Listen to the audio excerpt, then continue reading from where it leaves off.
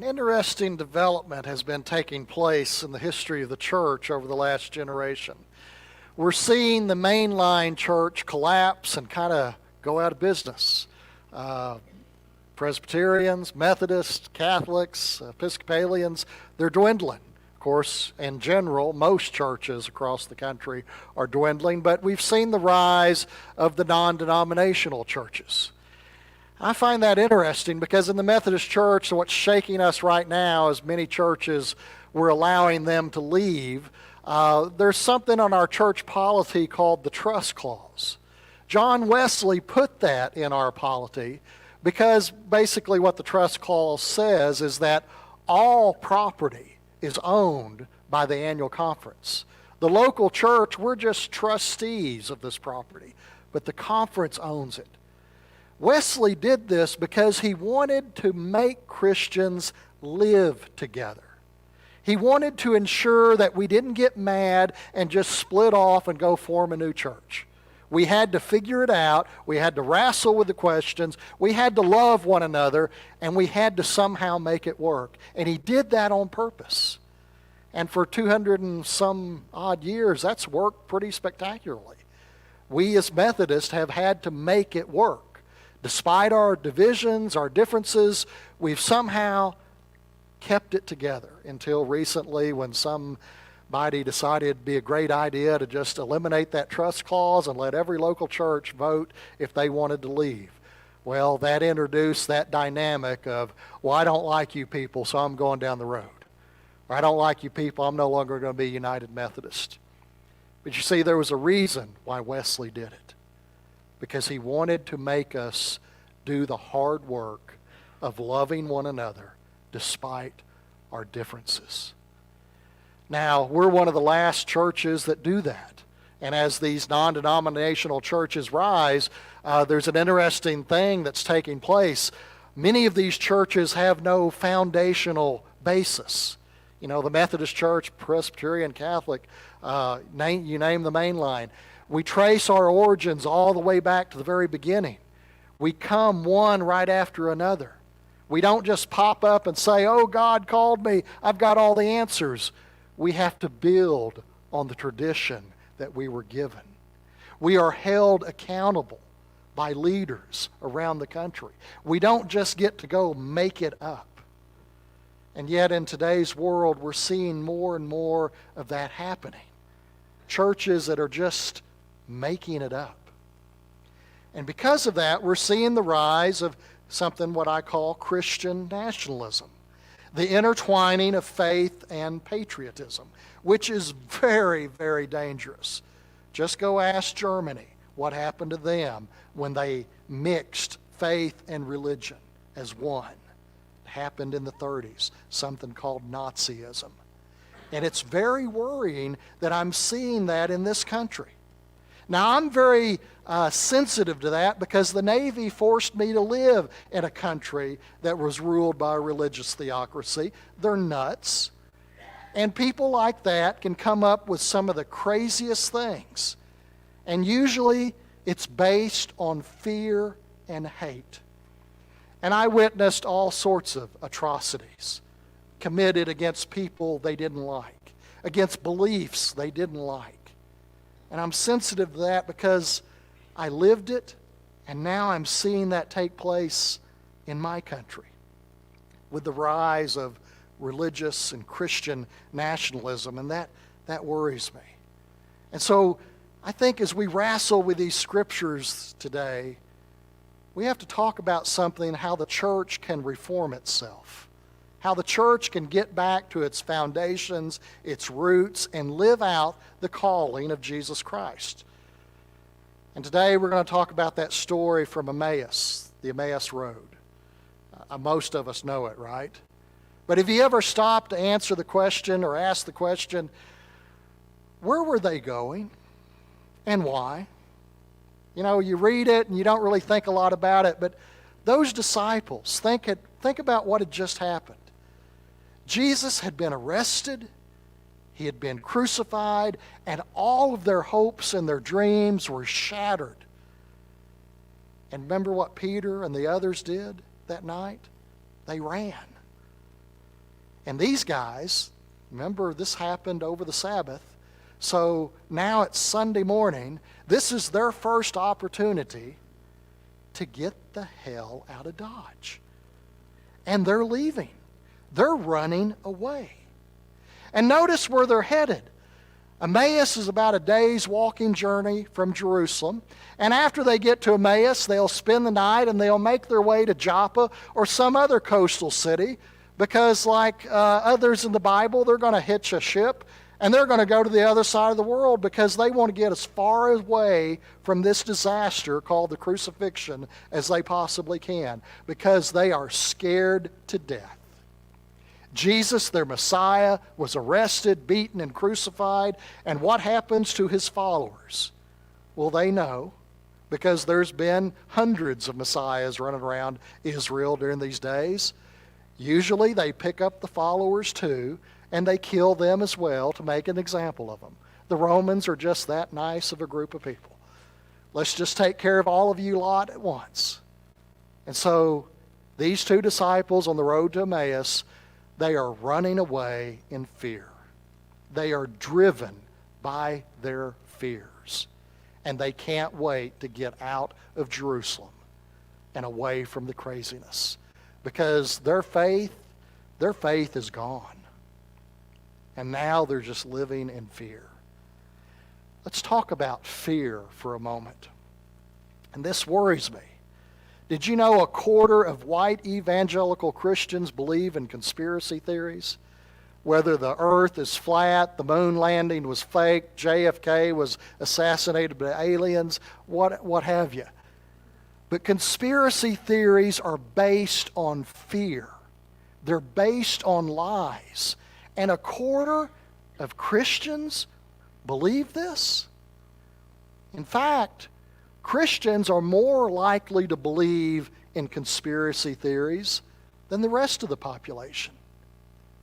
Now, what's going on there? There's got to be some amount of fear running in the background driving this. We're afraid of the devil. You know, I grew up in the 80s where we're told if you listened to AC/DC, played your records backward, the devil was going to pop out and kill you or kidnap you. But I also grew up with country music, so I knew. Charlie Daniels told me, if some hillbilly can cheat the devil out of a golden fiddle, how powerful is he? And if you read the Gospels, the devil is not that powerful, according to Jesus. And yet, most Christians are terrified of the devil getting into society. We got to defend God. We got to stand up for God, or the devil will take over. We're afraid of evil spirits. We're afraid of bad things. We're afraid of the past. We're afraid of the future. We're afraid of death. We're even afraid of people. Now, folks, I just don't get it. Maybe I'm too old. I don't understand how you can be scared to death of a beer can. I mean, that was a targeted audience on Instagram, on TikTok, which I don't even look at, and yet we're all freaking out over a beer can. I don't get that. I lived in Iraq where they were afraid of other people. And it seems like more and more we're making scapegoats out of people who are not like us, because we've been told to be afraid of them. Now, I was listening to somebody telling me the other day that, you know, you got to protect your kids from drag queens, you got to protect your kids from transgendered people because they might be using the bathroom. And I'm going, you know, statistically speaking, you might want to be worried more over your pastor, your priest, or your scout leader, not the drag queen. Because no drag queen has molested a kid. But we are in a crisis of priests, pastors, and Boy Scout leaders doing that. And we have churches covering up for them. Why? Why are we so freaked out? Other day, a friend of mine posted this. I don't know where she was going with us, but I found this very illuminating, very funny. God's voice and Satan's voice. God's voice will still you, will lead you, will reassure you, will enlighten you, will encourage you, will comfort you, calm you, convict you. You remember the 23rd Psalm we just listened to? All those things, that's what God does for us. But the devil comes along and rushes you, pushes you, frightens you, confuses you, discourages you, worries you, obsesses you, condemns you. Now, I don't know if you believe in the devil or not. That's not the point. But just ask yourself this. Does the news source you listen to sound more like God's voice or Satan's voice? Does the pastor you listen to sound more like God's voice or Satan's voice? What is going on in our country? We are being driven to fear everyone. And fear leads to anger, and anger leads to hate. And just the other day, there was a representative in a state, not this state, but it wouldn't surprise me. She said her daughter is transgendered, and she would rather her daughter commit suicide than be transgendered. And she bragged on being a Christian. And I thought, that's not the God I worship. That's not the God who speaks to me through the Gospels. Who are you worshiping? You are worshiping fear. And this is going on more and more in our country. And more this country is reminding me of Iraq, of religious extremists spouting fear and anger and trying to turn us against each other. And that worries me. 1 John, I always wonder why people don't read the Bible, especially the ones that quote it all the time. There is no fear in love. Perfect love drives out fear because fear is by suspicion. But they who fear, they're not grown-ups in love. Churches that preach fear, churches that preach condemnation, churches that preach we need to be suspicious of that person or that person, they're not churches. They're something else. So when we look at the story of the walk to Emmaus, as those guys are running away in fear, look what happens. A stranger comes to them, and we're told it's Jesus. But for some reason, these two don't even recognize him, and that always baffled me. Until I've met somebody who's so consumed with fear that they don't recognize anything anymore, because they're so eat up with their fear and their anger and their hate, they're blind. And these disciples, they're so afraid, they're blind as Jesus comes walking beside them. And as they're talking, Jesus is trying to reason with them. They don't get it. But as they approach Emmaus and as they get ready to go their separate ways, something in them finally shakes them awake. And I think this is the cure for fear. These disciples, they open their hearts and they say to this stranger who they think they do not know, who might be a Roman spy, might be a religious spy, he might be sent there to track them down because, they're paranoid. But they open their hearts and they say to him, please, come, stay with us. Let us break bread together for tonight. And because they say that, Jesus says, yes. And he takes the bread, he blesses it, he breaks it, he gives it to them. And in that moment of sharing a meal, their eyes are finally opened and they see Jesus. The cure for fear is to look at everyone and to see in their eyes a child of God. Whether it be a liberal or a conservative, a straight person, a gay person, a transgendered person, a black, a Hispanic, you name it, whatever those tribal labels we fret over. when we can get past that and simply see someone as a child of God, that's when perfect love casts out fear. Our country, our churches today are being driven by fear instead of being inspired by faith. A fifth of our churches in Arkansas are running out the door, and they're going to base their new existence on a DNA of fear. What a way to start a new church.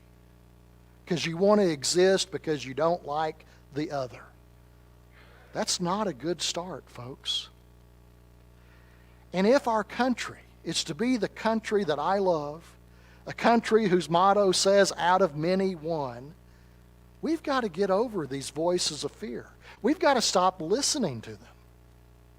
One of my experience in Iraq was seeing all these people in the Navy from all walks of life. I mean, from Brooklyn, New York, to Texas, from Chicago to Los Angeles, black, white, Hispanic, gay, straight, transgendered men and women. We're all there, and we're all just one. Because the only thing that mattered in that moment when they're dropping mortar shells on us is, are you going to take me off this battlefield? And I don't care what you look like. I don't care what you believe. I don't care what your personal life is like. If you wear the uniform, are you going to be there for me? And we were all there for each other. And as Americans, isn't that who we are? I wish we would turn off the 24-hour news cycle, the podcasts, the radio shows, all that crap that is just telling us to hate, hate, hate, hate, and fear, fear, fear, fear. Go back to that God's voice, Satan's voice. Which one are we listening to? Because our nation, our church, depends on people who are inspired by faith, not driven by fear. Open our hearts and let the stranger in and see in their eyes a child of God, no matter how deeply you disagree with them. They are still God's children. May we pray.